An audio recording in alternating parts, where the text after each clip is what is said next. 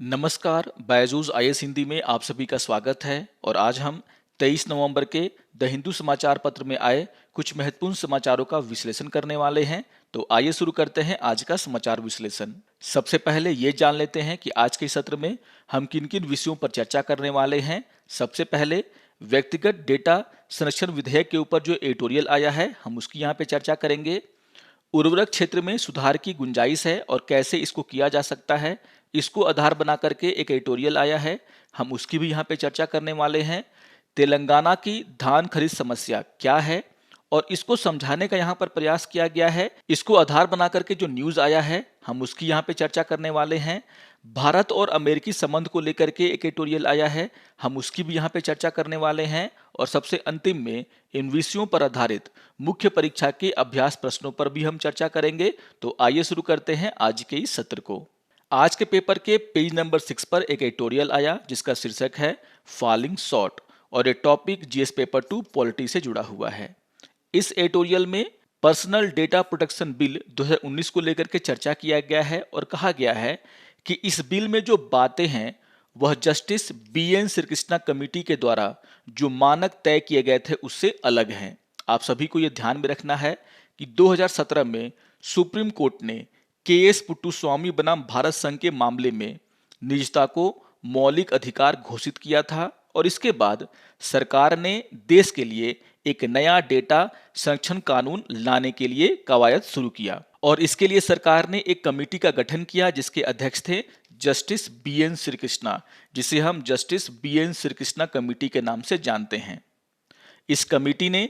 2018 में अपनी रिपोर्ट को इलेक्ट्रॉनिक्स और सूचना प्रौद्योगिकी मंत्रालय को प्रस्तुत कर दिया और इस रिपोर्ट को प्रस्तुत किए लगभग 3 साल का समय बीत चुका है। सरकार ने इस रिपोर्ट को आधार बना करके व्यक्तिगत डेटा संरक्षण विधेयक 2019 तैयार किया और यहाँ पर इस विधेयक को एक संयुक्त संसदीय समिति के पास भेज दिया गया और वहाँ पर यह विधेयक जो है लगभग 2 सालों से पड़ा हुआ है और यहाँ पर आखिरकार सोमवार को संयुक्त संसदीय समिति के द्वारा इस बिल को अपना लिया गया। लेकिन यहाँ पर एडिटोरियल में ये कहा जा रहा है कि जो जेपीसी के द्वारा विधेयक को अपनाया गया है उसमें बहुत सारी खामियां हैं। खास करके यहाँ पर 2 बातों का जिक्र किया गया है और कहा गया है कि इस विधेयक में कुछ ऐसी बातों को रखा गया है जिससे सरकार आसानी से जो इसके प्रावधान है उससे छूट ले सकता है। यहाँ पर यह कहा गया है कि जिस तरीके से इस समिति के कुछ सदस्यों के द्वारा इस बिल के प्रावधानों को लेकर के असहमति व्यक्त की गई है वो यह बताता है कि जो कमेटी के निर्णय थे, यानी कि जो बीएन श्रीकृष्ण समिति के जो निर्णय थे और जो मानक उनके द्वारा तय किए गए थे उन पर इस विधेयक के कुछ बातें खरे नहीं उतरते। यहाँ पर 2 बातों को लेकर के चर्चा की गई है। यहाँ पर जो पहला जो चर्चा है वह डाटा प्रोटेक्शन अथॉरिटी को लेकर के किया गया है। जिस तरीके से इस विधेयक में डेटा संरक्षण प्राधिकरण को बनाने की बात कही गई है और उसमें यह कहा गया है कि उसके जो अध्यक्ष और जो अन्य सदस्य होंगे उनका जो चयन है वह पूरी तरीके से सरकार के द्वारा किया जाएगा। यह एक गंभीर बात है और यहाँ पर ऐसा करने से डेटा संरक्षण प्राधिकरण का जो फ्रीडम है वह कहीं ना कहीं कम होगा और सरकार अपने लोगों को यहाँ पर बैठा सकती है। तो यहाँ पर एक बात तो ये कही गई है कि जो डेटा प्रोटेक्शन अथॉरिटी बनाने की यहाँ पर बात कही गई है वो तो सही बात है, लेकिन यहाँ पर जो कहा गया है कि इसके अध्यक्ष और सदस्य सरकार के द्वारा चुने जाएंगे, ये कहीं ना कहीं सरकार की मंशा पर प्रश्न चिन्ह लगाता है। इसी तरीके से यहाँ पर विधेयक में जो छूट दी गई है उसको लेकर के चर्चा किया गया है। यहाँ पर कहा गया है कि 2018 में बीएन श्रीकृष्ण समिति के द्वारा जो सिफारिशें की गई थी उसमें कहा गया था कि राज्य के संस्थानों को केवल राज्य की सुरक्षा के नाम पर ही किसी के डेटा को संसाधित करने की छूट दी जानी चाहिए, लेकिन 2019 के बिल में राज्य की सुरक्षा के साथ साथ सार्वजनिक व्यवस्था का नाम भी जोड़ दिया गया है। यानी कि सार्वजनिक व्यवस्था के नाम पर सरकार की जो एजेंसियां हैं वह किसी भी नागरिक के डेटा को एक्सेस कर सकती हैं और यहाँ पर सार्वजनिक व्यवस्था के नाम पर आसानी से जो सरकार है वह इस विधेयक में दिए गए प्रावधानों से छूट ले सकता है। तो यहाँ पर जिस तरीके से राज्य की सुरक्षा के साथ साथ सार्वजनिक व्यवस्था को भी जोड़ दिया गया है छूट लेने के लिए, वह कहीं ना कहीं सरकार की मंशा पर प्रश्न चिन्ह लगाता है। तो इन 2 बातों को लेकर के यहाँ पे चर्चा किया गया है और यहाँ पर जो है अक्टूबर 2021 में ग्लोबल प्राइवेसी असेंबली का भी जिक्र किया गया है जिसमें दुनिया के बहुत सारे देश जिसमें यूरोपीय संघ, जापान और यूके शामिल हैं, उन्होंने भी इस असेंबली में एक प्रस्ताव पारित किया था जिसमें यह कहा गया था कि व्यक्तिगत डेटा को लेकर के स्पष्ट कानून होने चाहिए, पारदर्शिता होनी चाहिए, स्वतंत्र निरीक्षण होना चाहिए और अगर किसी व्यक्ति को इसके आधार पर प्रताड़ित किया जाता है तो ऐसे कानून होने चाहिए जिससे उसको न्याय दिलाया जा सके। तो इन्हीं सब बातों को लेकर के यहाँ पे चर्चा किया गया है। इसमें जो महत्वपूर्ण बात है वो ये है कि जिस तरीके से सरकार ने इस विधेयक में कुछ बातों को अपनी तरफ से जोड़ा है, वो कहीं ना कहीं सरकार की मंशा पर प्रश्न चिन्ह लगाते हैं और जो बातें जस्टिस BN श्रीकृष्ण कमेटी के द्वारा कही गई थी उससे कहीं ना कहीं यह विधेयक भिन्नता रखता है। जो मानक यहाँ पर तय किए गए थे उससे यह भिन्न है। तो बहुत ही इंपॉर्टेंट एडिटोरियल है ये और यहाँ पर जिस मुद्दे को उठाया गया है उसी को ध्यान में रख करके आप इस एडिटोरियल को पढ़ेंगे। आइए एक और न्यूज की हम यहाँ पे चर्चा कर लेते हैं। आज के पेपर के पेज नंबर 7 पर एक एडिटोरियल आया जिसका शीर्षक है रिफॉर्मिंग द फर्टिलाइजर सेक्टर और ये टॉपिक जिस पेपर 3 एग्रीकल्चर से जुड़ा हुआ है। जैसा कि आप सभी जानते हैं कि भारत एक कृषि प्रधान देश है और इसीलिए जो फर्टिलाइजर का मुद्दा है वह किसानों के साथ साथ देश के लिए भी काफी महत्वपूर्ण मुद्दा है। और 1991 के बाद से ही जब से हमारे देश में आर्थिक सुधार शुरू किए गए हैं उसके बाद से ही अन्य क्षेत्रों के साथ साथ उर्वरक क्षेत्र में सुधार करने के कई प्रयास किए गए हैं और उसी को लेकर के यहाँ पर चर्चा किया गया है। यहाँ पर कहा गया है कि इन प्रयासों में उर्वरक के कुशल उपयोग को बढ़ावा देना, नाइट्रोजन, फास्फोरस और पोटेशियम के संतुलित उपयोग को प्राप्त करना, यूरिया जैसे उर्वरकों के कारण होने वाले जल और वायु प्रदूषण को कम करना शामिल है। लेकिन यहाँ पर यह समझाने का प्रयास किया गया है कि सरकार के प्रयासों के बावजूद उर्वरक क्षेत्र में अभी भी सुधार के बहुत सारी गुंजाइशें हैं और इसको यहाँ पर डेटा के माध्यम से समझाने का प्रयास किया गया है। यहाँ पर सब्सिडी का जिक्र किया गया है, बहुत ही इंपॉर्टेंट टॉपिक है ये। आप सभी जानते हैं कि उर्वरक में भारत सरकार के द्वारा बहुत ज्यादा सब्सिडी दिया जाता है जिसके कारण सरकार का जो फिजिकल डेफिसिट है वो भी बढ़ जाता है। यहाँ पर कहा गया है कि 1991-92 के आर्थिक सर्वेक्षण में कहा गया था कि जुलाई 1981 से लेकर के जुलाई 1991 तक उर्वरकों की कीमतें लगभग अपरिवर्तित रही हैं, जबकि सब्सिडी जो है वो बढ़ता गया है। यहाँ पर अगर हम 2021-22 की बात करें तो यहाँ पर केंद्रीय बजट में ये कहा गया कि जो उर्वरक सब्सिडी है वो लगभग 79,000 करोड़ का रहेगा। और आपको ये ध्यान में रखना है कि 2017-18 में जो उर्वरक सब्सिडी थी वो लगभग 66,000 करोड़ का थी, यानी कि जो सब्सिडी है वो बढ़ता ही जा रहा है। आपको यहाँ पर ध्यान में रखना है कि भारत यूरिया और अन्य फर्टिलाइजर को आयात करता है और इसीलिए इनकी कीमतें जो हैं वह अंतर्राष्ट्रीय बाजार में इनकी कीमतों पर बहुत ज़्यादा निर्भर करती है। यहाँ पर कुछ डेटा दिया गया है और कहा गया है कि देश में यूरिया की जो कुल मांग है वह 34 से 35 मिलियन टन है, जबकि घरेलू उत्पादन जो है वो यूरिया का वो लगभग 25 मिलियन टन है। यहाँ पर डायमोनियम फॉस्फेट का भी डेटा दिया गया है और कहा गया है कि देश में DAP की जो आवश्यकता है वह 12 मिलियन टन की है, लेकिन जो घरेलू उत्पादन है वो सिर्फ 5 मिलियन टन का है। तो यहाँ पर आप देख सकते हैं कि देश में यूरिया और DAP में जो है उत्पादन और मांग में लगभग 7 से 8 मिलियन टन का जो है अंतर दिखाई देता है और यहाँ पर इस अंतर को भारत के द्वारा आयात से पूरा किया जाता है। इसी तरीके से म्यूरेट ऑफ पोटाश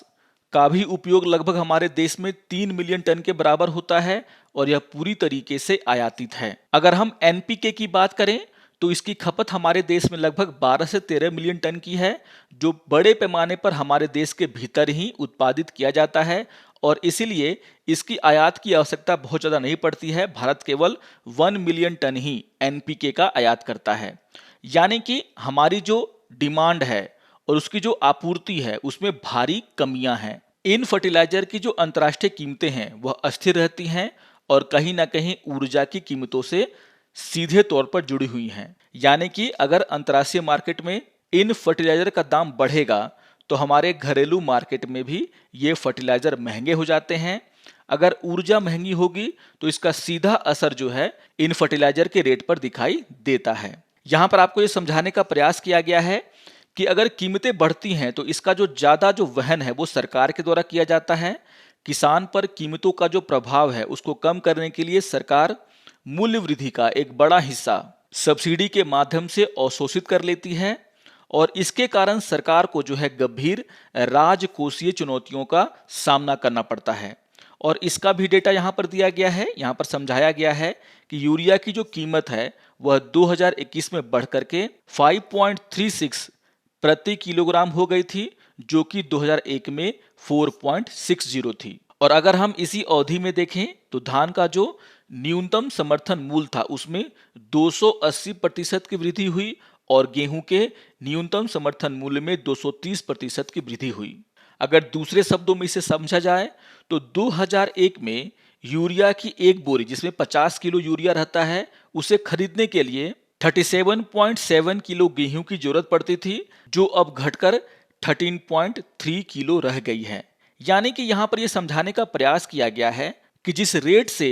यूरिया की कीमतें बढ़ी हैं, अगर हम उसका कंपैरिजन धान और गेहूं के न्यूनतम समर्थन मूल्य में बढ़ोतरी से करें तो वह कहीं ज्यादा है। यानी कि सरकार के द्वारा जो है भारी मात्रा में सब्सिडी दी जाती है इन फर्टिलाइजर के ऊपर। यहाँ पर यह भी कहा गया है कि जो मौजूदा कीमतें हैं यूरिया की, उसमें प्रति बोरी एक किसान के द्वारा 268 रुपए का भुगतान किया जाता है, जबकि भारत सरकार के द्वारा प्रति बोरी लगभग 930 रुपए का औसत सब्सिडी का भुगतान किया जाता है। यानी कि जो यूरिया की जो एक्चुअल कीमत है, अगर हम उसके आधार पर देखें तो किसान केवल 22% का भुगतान करता है और बाकी जो 78% का भुगतान है वह सरकार के द्वारा किया जाता है। और कहीं ना कहीं जो हमारे टैक्स के पैसे हैं उससे जो है यहाँ पर सब्सिडी दी जाती है और यहाँ पर आगे चल करके इसके बढ़ने की उम्मीद है और इसीलिए जो है यह जो व्यवस्था है वह टिकाऊ नहीं हो सकती। तो यहाँ पर सब्सिडी को लेकर के चर्चा किया गया है और समझाने का प्रयास किया गया है कि किस तरीके से जो फर्टिलाइजर सब्सिडी है वह बढ़ता ही गया है और कहीं ना कहीं अब सरकारों के द्वारा इसका वहन करने में असमर्थता दिखाई जा रही है। और इसीलिए यहाँ पर यह चर्चा किया गया है कि आखिर आगे का रास्ता क्या हो सकता है, हम किस तरीके से अपनी उर्वरक नीति में चेंजेस कर सकते हैं। और यहाँ पर कहा गया है कि अगर हमें अपने देश में उर्वरक नीति को सही तरीके से लागू करना है तो यहाँ पर सरकार को जो है 4 प्रमुख नीतिगत क्षेत्रों पर काम करने की आवश्यकता है। ये बहुत ही इंपॉर्टेंट पार्ट है एडिटोरियल का, जिसको आपको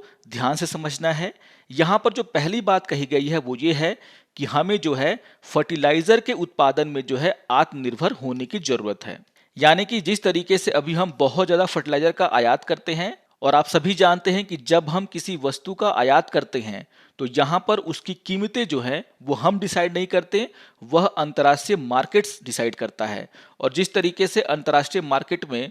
फर्टिलाइजर के जो दाम है वो बढ़ते चले जा रहे हैं, उससे जो है भारत सरकार के लिए जो है यह बहुत ही मुश्किल हो जाता है कि वह यूरिया और अन्य फर्टिलाइजर की कीमतों को जो है बढ़ने ना दें। और इसीलिए यहाँ पर यह कहा जा रहा है कि जो सार्वजनिक क्षेत्र के बंद कारखाने हैं, खास करके जहां पर फर्टिलाइजर बनाए जाते थे, उन्हें खोलने की जरूरत है। यहाँ पर कहा गया है कि सार्वजनिक क्षेत्र के गोरखपुर, सिंदरी, बरौनी, तालचेर और रामागुंडम में जो 5 यूरिया संयंत्र हैं उनको पुनर्जीवित किया जाना चाहिए, जिससे कि हमारे देश में फर्टिलाइजर का जो उत्पादन है वो बढ़ाया जा सके। तो सबसे पहला पॉइंट यहाँ पर यह कहा गया है कि हमें फर्टिलाइजर के उत्पादन में जो है आत्मनिर्भर होने की जरूरत है। इस एडिटोरियल में जो दूसरा क्षेत्र है उसके बारे में भी चर्चा किया गया है और कहा गया है कि हमें पौधों के लिए पोषण के वैकल्पिक स्रोत विकसित करने की जरूरत है। तो यहाँ पर बायो फर्टिलाइजर को बढ़ाने की बात कही जा रही है और कहा गया है कि अगर हम बायो फर्टिलाइजर के ऊपर ज्यादा ध्यान देते हैं तो इससे किसानों को भी फायदा होगा, क्योंकि फसल का जो कचरा होता है, जैसे पुआल या फिर पराली होती है, उसका हम उपयोग करके भारी मात्रा में बायो खाद बना सकते हैं, जिसका कि हम उपयोग कर सकते हैं खेतों में। तो यहाँ पर इसको लेकर के चर्चा किया गया है और कहा गया है कि सरकार को वैकल्पिक उर्वरक विकसित करने के लिए नवाचार को बढ़ाने और सुधारने की आवश्यकता है। जो तीसरी बात यहाँ पर कही गई है वह सब्सिडी से जुड़ा हुआ है और कहा गया है कि सब्सिडी का जो वर्तमान प्रणाली है उसको तर्कसंगत बनाने का जरूरत है और इसके लिए सरकार जो है वह किसी नए फॉर्मूले के आधार पर जो है सब्सिडी का वितरण कर सकती है। तो यहाँ पर यह भी कहा गया है कि जिस तरीके से अभी सब्सिडी दी जाती है उसमें भी सुधार करने का जरूरत है और जो अंतिम बात यहाँ पर कही गई है वो भी काफी महत्वपूर्ण है। यहाँ पर यह कहा गया है कि भारत को फर्टिलाइजर का उपयोग को बढ़ाने के बजाय आवश्यकता आधारित उपयोग के माध्यम से उर्वरक दक्षता में सुधार पर ध्यान देना चाहिए। यानी कि जिस तरीके से किसानों के द्वारा भारी मात्रा में यूरिया का प्रयोग किया जाता है, अदर केमिकल फर्टिलाइजर का उपयोग किया जाता है, उसे यहाँ पर कम करने की जरूरत है। और अगर आवश्यकता है तभी जो है केमिकल फर्टिलाइजर का उपयोग किसानों के द्वारा किया जाए। इन बातों को किसानों तक पहुंचाना पड़ेगा, जिससे कि जो खपत है यूरिया और अन्य फर्टिलाइजर का उसे कम किया जा सके। किसानों को जो है बायो फर्टिलाइजर के बारे में बताना होगा, ताकि वे इन केमिकल फर्टिलाइजर का कम उपयोग करें और जो खाद हैं, जो बायो खाद हैं, उसका उपयोग ज्यादा करें। यहाँ पर यह कहा गया है कि इफ्को के द्वारा हाल ही में विकसित नैनो यूरिया के उपयोग को कम करने में आशाजनक परिणाम दिखाता है और सरकार को जो है ऐसे उत्पादों को परीक्षण के बाद तेजी से बढ़ावा देना चाहिए। तो यहाँ पर जो 4 बातें हैं उसको आप ध्यान से पढ़ लेंगे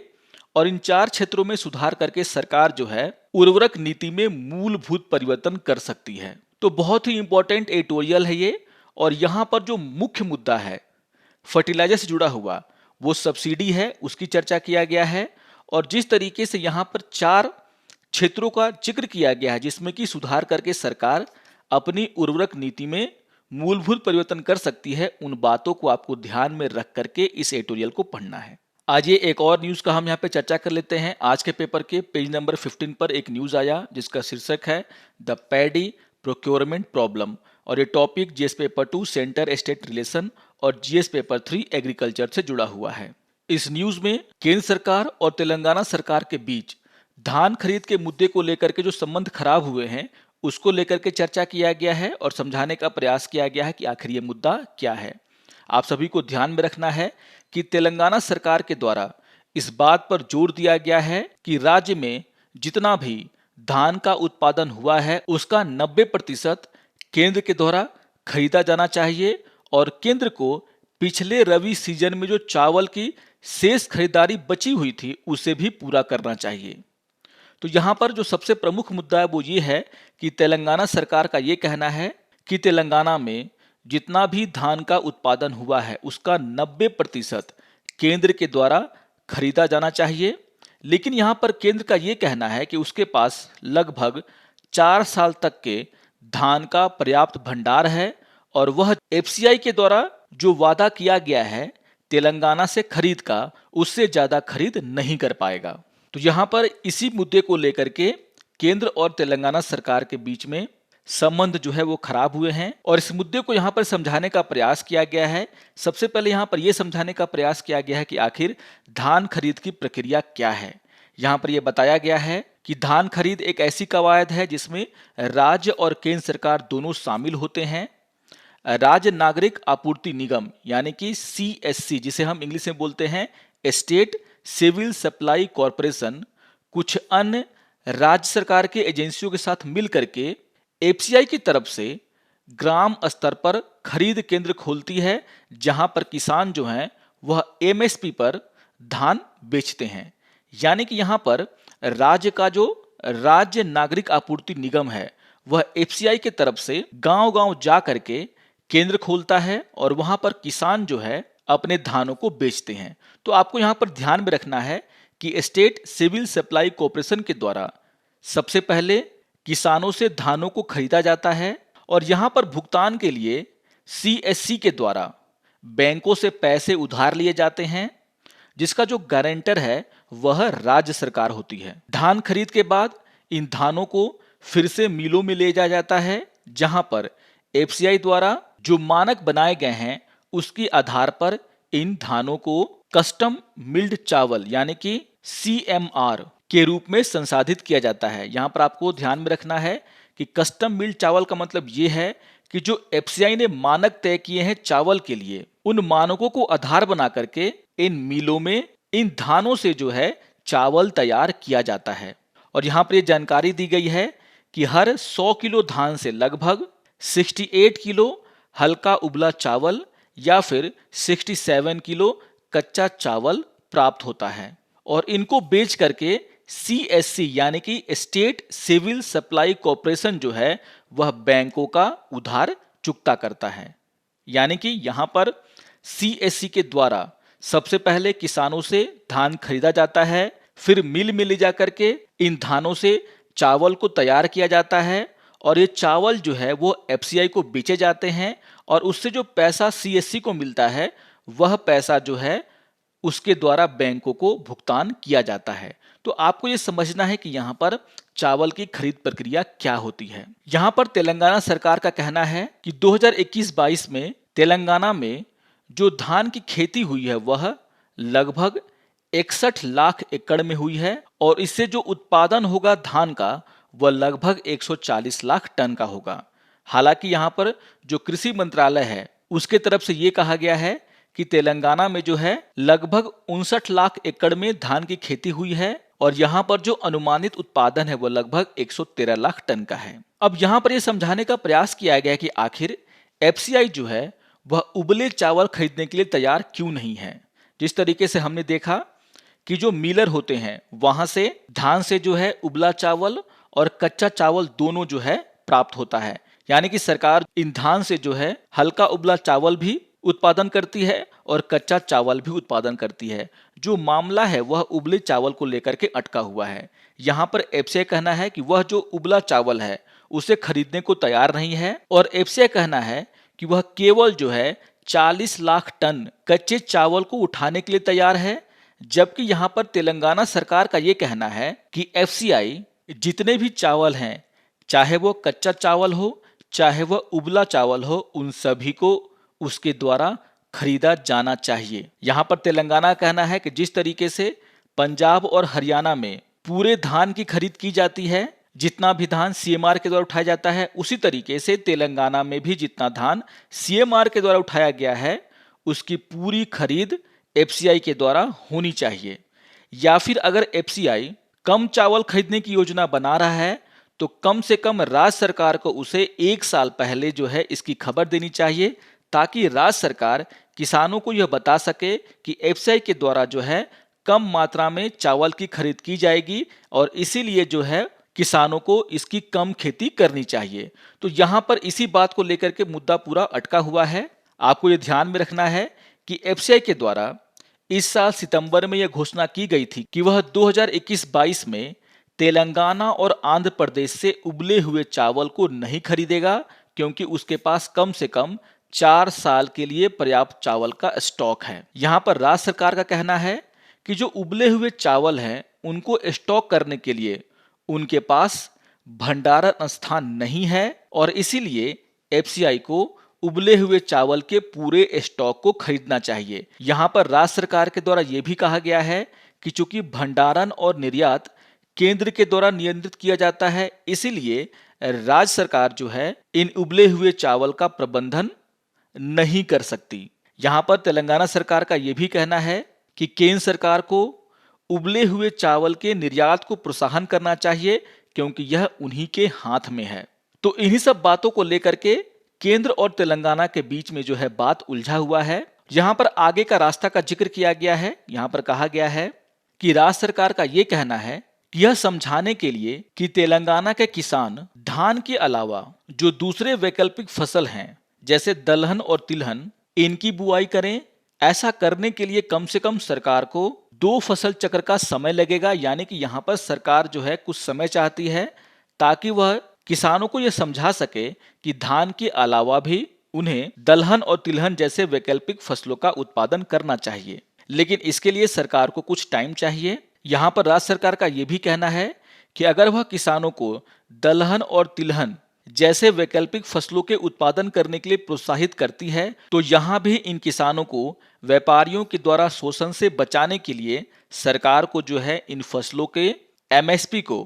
उचित बना करके रखना होगा। और यहाँ पर तेलंगाना सरकार का ये भी मांग है कि केंद्र सरकार एमएसपी पर जो है कोई कानून बनाए जिससे कि किसानों को कम नुकसान हो सके। तो बहुत ही इंपॉर्टेंट न्यूज़ है ये, इसको आप लोग जरूर ध्यान से पढ़ेंगे। इसमें जो है इस मुद्दे को समझाने का पूरा प्रयास किया गया है।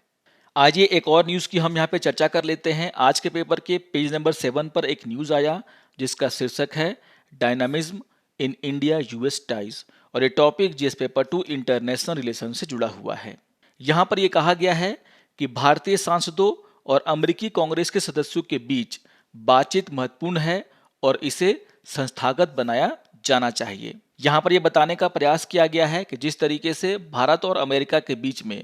जो संबंध है वह लगातार बढ़ रहे हैं और इस कारण से विभिन्न स्तरों पर जो है अधिकारियों के बीच में, जनता के बीच में जो इंटरेक्शन है, जो जुड़ाव है वो देखा जा रहा है। लेकिन यहाँ पर यह कहा जा रहा है कि जिस तरीके से उद्योग के बीच में, लोगों के बीच में बातचीत का एक दौर शुरू हुआ है, उस तरह की जो बातचीत है वह भारत के संसद सदस्यों और यूएस कांग्रेस के सदस्यों के बीच में नहीं है। और अगर हम ऐसा कर पाते हैं तो यह कहीं ना कहीं भारत और अमेरिका के संबंधों को नई ऊंचाइयों तक लेकर के जा सकता है। यहाँ पर नवंबर में अमेरिकी सीनेटर जॉन कॉनिंग के नेतृत्व में एक कांग्रेस प्रतिनिधिमंडल के भारत यात्रा का जिक्र किया गया है। आप सभी जानते हैं कि जो कांग्रेस प्रतिनिधिमंडल था उसके जो सदस्य हैं उन्होंने इंडो पैसिफिक के बहुत सारे देशों की यात्रा की, जिसमें फिलीपींस, ताइवान और भारत शामिल हैं। और यहाँ पर जो समूह है वह जब भारत आया तो उसने भारत के प्रधानमंत्री, भारत के विदेश मंत्री, इन सभी से बातचीत किया। दोनों के बीच में जो है उनकी जो सोच है भारत और अमेरिका के संबंधों को लेकर के उसका आदान प्रदान किया गया। इन सदस्यों के द्वारा भारतीय संसद के कुछ लोगों से मीटिंग की गई और यहाँ पर यह बताया गया है कि जब यह प्रतिनिधिमंडल वापस अमेरिका गया तो यहाँ पर इस प्रतिनिधिमंडल के सदस्यों के द्वारा इस बात पर जोर दिया गया कि अमेरिका जो है S-400 डील के मामले में भारत पर कोई भी प्रतिबंध न लगाए। तो यहाँ पर आपको ध्यान में रखना है कि जो इस तरह के प्रतिनिधिमंडल होते हैं अमेरिकी कांग्रेस के सदस्यों के, वो काफी महत्वपूर्ण होते हैं और एक तरीके से जो विदेश नीति है अमेरिका की उसको भी जो है इनके द्वारा तय किया जाता है कहीं ना कहीं। तो अगर हम भारतीय संसद के सदस्यों का यूएस कांग्रेस के सदस्यों के साथ जुड़ाव करते हैं, एक औपचारिक बातचीत का सिलसिला तैयार करते हैं, तो इससे दोनों देश के बीच में जो समझ है वह बढ़ाने में मदद मिलेगा और एक तरीके से जो भारत के प्रति अमेरिका की विदेश नीति है उसमें भी आपको चेंजेस देखने को मिलेंगे। यहाँ पर यह कहा गया है कि इस तरह का जो आदान प्रदान है विचारों का वह विदेशी संबंधों को आकार देता है। वर्तमान में जापान, रूस, चीन और यूरोपीय संघ सहित भारत के पास 8 संसदीय मैत्री समूह है, यानी कि जो हमारे संसद के जो मेंबर हैं वह इन देशों के संसद के मेंबर के साथ लगातार बैठकें करते हैं, उनके बीच में बातचीत होती है और इससे देखने को ये मिलता है कि इन देशों के साथ जो भारत का जो विदेश नीति है वो काफी अच्छा चल रहा है। लेकिन आपको ये ध्यान भी देना है कि यूएस के साथ जो है ऐसा कोई भी समूह नहीं बनाया गया है जिसको कि बनाने की वकालत यहाँ पर की जा रही है और कहा गया है कि अगर हम ऐसा कर लेते हैं तो इससे भारत और अमेरिका को एक दूसरे को समझने में आसानी होगी और जो विभिन्न मुद्दे हैं उस पर भी ये दोनों देश एक दूसरे का सहायता ज्यादा अच्छी तरीके से कर सकते हैं। तो कहने का मतलब ये है कि हमारी जो विदेश नीति है उसको बनाने में जो है इस तरह के कार्यक्रम बहुत ही उपयोगी सिद्ध हो सकते हैं, जिसको लेकर के यहाँ पे चर्चा किया गया है। आइए अब आज के विषयों पर आधारित मुख्य परीक्षा के अभ्यास प्रश्नों पर चर्चा कर लेते हैं। यहाँ पर क्वेश्चन नंबर 1 है, भारत में उर्वरक क्षेत्र के सामने आने वाली विभिन्न मुद्दों पर चर्चा करें और इन मुद्दों का हल करने के लिए उपाय सुझाएं। तो बहुत ही इंपॉर्टेंट क्वेश्चन है ये और यहाँ पर जब आप इसके उत्तर को लिखने का प्रयास करेंगे तो भूमिका में आप यह समझाने का प्रयास करेंगे कि भारत एक कृषि प्रधान देश है और इसीलिए भारत में जो उर्वरक की समस्या है वह किसानों के लिए एक बहुत बड़ा मुद्दा है और इसीलिए इस मुद्दे को डील करने की जरूरत है। यहाँ पर जो है मुख्य भाग में आप ये बताने का प्रयास करेंगे कि किस तरीके से आर्थिक सुधारों की शुरुआत होने के साथ ही उर्वरक क्षेत्र में भी सुधार करने की कोशिश की गई, लेकिन यहाँ पर आपको यह समझाना होगा कि उर्वरक क्षेत्र से जुड़े हुए मुद्दे क्या हैं। यहाँ पर आप सब्सिडी का मुद्दा जो है उसको समझा सकते हैं और उसके बाद किस तरीके से उर्वरक क्षेत्र में सरकार को भावी कदम उठाने चाहिए आप उस पर चर्चा कर सकते हैं। जिन 4 पॉइंट के ऊपर हमने यहाँ पे चर्चा किया है उसका आप यहाँ पर उल्लेख करेंगे तो आपका उत्तर आसानी से और बहुत ही अच्छा प्रस्तुत होगा। आइए अब क्वेश्चन नंबर 2 पर चर्चा कर लेते हैं। क्वेश्चन नंबर 2 है, भारतीय सांसदों और अमेरिकी कांग्रेस के सदस्यों के बीच बातचीत महत्वपूर्ण है और इसे संस्थागत बनाया जाना चाहिए। चर्चा करें कि कैसे यह भारत और अमेरिका के रिश्तों को नई ऊंचाइयों तक ले जा सकता है। तो इस पर हमने अभी अभी चर्चा किया। आप यहाँ पर भूमिका में ये बता सकते हैं कि किस तरीके से भारत और अमेरिका के बीच में जो संबंध अच्छे हुए हैं, उन्हें अगर हमें और अच्छा करना है तो जिस तरीके से उद्योगों के बीच में, नागरिकों के बीच में जो कनेक्शन है वो बढ़ा है, बातचीत जो है वो बढ़ी है, उसी तरीके से भारतीय सांसदों और अमेरिकी कांग्रेस के सदस्यों के बीच में जो है बातचीत, उसे बढ़ावा दिया जाना चाहिए। और इसी तरीके से मुख्य भाग में आप ये समझाने का प्रयास करें कि अगर हम ऐसा करते हैं तो किस तरीके से भारत और अमेरिका के संबंध अच्छे हो सकते हैं। आशा करता हूं कि आपको आज का ये समाचार विश्लेषण पसंद आया होगा। सारे टॉपिक्स बहुत ही इंपॉर्टेंट हैं, आप इनको जरूर रिवाइज कर लेंगे। और अगर आपको ये वीडियो अच्छा लगे तो आप जरूर इसे लाइक करें, शेयर करें और दूसरों को भी सब्सक्राइब करने के लिए प्रेरित करें। तो मिलते हैं समाचार विश्लेषण के अगले अंक में, तब तक के लिए नमस्कार और धन्यवाद।